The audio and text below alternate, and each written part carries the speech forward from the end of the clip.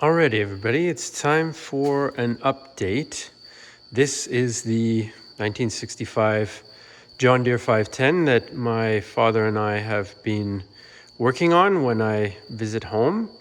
So last time we had worked on a few different things and I made a video about that. And now it's been a little while, it's been a year, and we have chipped away at a few other things in the time that we have. So I wanted to show you. First off, let me take you down here for all these little bars and rods with clevises like this here. I'll show you what that looks like here. And that's the whole system with the handbrake and the foot brakes. See the handbrake mechanism under there comes up to the handbrake handle here. That whole system here, all these different rods, clevises, was all pretty much seized and stuck and not working properly. So we took it all apart, needed to use a lot of heat to encourage it to do that. One of the clevises broke and Dad repaired it. This one right here, there's a new piece on the other side that he welded on right there. So that all got freed up, and then we went for, and this was the big deal, the brakes in here. So we had to free up the handbrake, we had to clean up everything inside of there, get this housing off, which is one big cast iron piece, which let's just say that took a little convincing as well. There's a bit of a tricky system. Let me see if I can show you here with this shaft right there. Can you see this shaft right there? We go. This shaft right here, and this cast iron, or this cast piece up here was a bit tricky to get off and take that shaft out.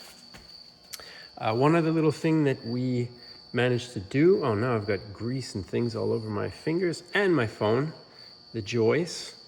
In any case, this little thing here is the differential lock, and it was stuck. So we unstuck it, and then we also thought at the time, we had all of this off, and we thought at the time, we saw in the manual that this lever was straight.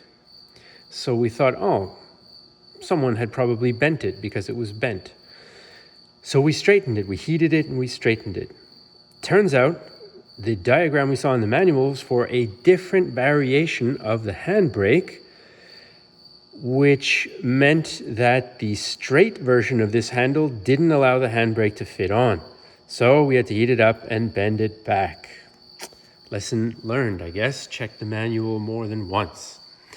Clearly, we also have the fenders off because they are in need of a little TLC, little body work. Some chunks are rotten. They would go on here, which this is a strange setup because there's just a gap here that collects things. So we put a rag in there for now.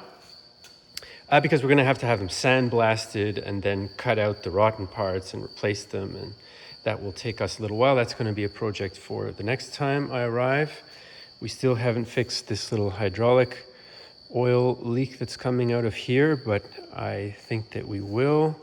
We've got some work to do on the seat. We want to get a new seat that's more like the original and fix this because it's a little loose. We've got some work to do with the shifters as well, but that's for another time. Let's come around back here. We did a few things towards the back. We put this drawbar on here, which is massive, kind of like, I don't know, for a tank or something. But when we got the tractor, it didn't come with one, so my dad ordered one, and there it is. I had my first ever welding experience. For this pin, the bottom part we welded a little cap on it, and that's the first time I ever did any welding. It was kind of interesting. We also fixed up this PTO shield. It had to be, we got a used one and it was quite beaten up, so we had to sort of beat it approximately into shape. It's maybe not 100%. There's a little damage on the paint here as well.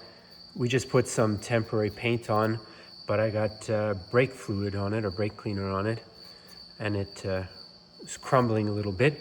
And the reason we were using that fluid was to try to clean up this handle here, which controls the lift arm adjustment here, because this was seized. And so that took a little bit of work, not as much as we had feared, but we had to get it moving so that the lift arm can go up and down as it is supposed to. There's a rubber cap that's supposed to go on here that we hope to order as well. Also for the lift arms, down here, you can see there's a shiny new nut and washers and bolt. The piece that the bolt is running through that holds this stabilizer chain in place got partly broken. There was a big gouge and a big piece of the steel was sticking out, which inhibited its movement. So we took the torch, heated it up, and blew that part off, and voila, now it seems to be in better shape. Let's keep going on our little tour. Yeah, because the fender's off on this side, the hydraulic controls are sort of hanging for the moment, but that's just temporary. You can see the brake housing a little bit better here. That's how it looked on this side. Also took some convincing. To get all of it lined up was a little bit difficult. Here as well, we had this system with rods and clevises that was all seized. We've got new return springs for the brake pedals. They were seized together. This shaft was seized and them on it. Well, one of them on it, the other one could actually move a bit. So we took care of that. Yes.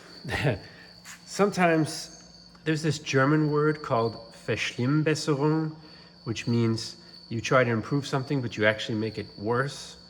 And that's a little bit what happened to us here. This valve piece, the original one, the older one, well, you can see I just got diesel on me, so that's the problem. The other one was leaking. So I ordered this one in Germany, where they have more parts for this tractor than in Canada. And we put it in. And Dad even put 2 new little copper rings, which are supposed to act kind of as seals here. But those rings, even though they're brand new, are now leaking, and it's weeping a little bit quicker than, or a little bit more than the old one. So we're gonna have to find a better way of sealing that up. Yeah, we put new fuel filters and a new sediment bowl there as well. And I'm pretty sure this wasn't in the last update. We put a new pump as well to make sure that everything's working as it should. So that is where we're at so far with the John Deere.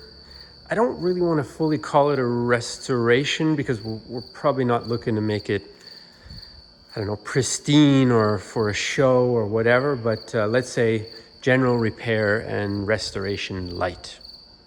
All right, thanks for watching.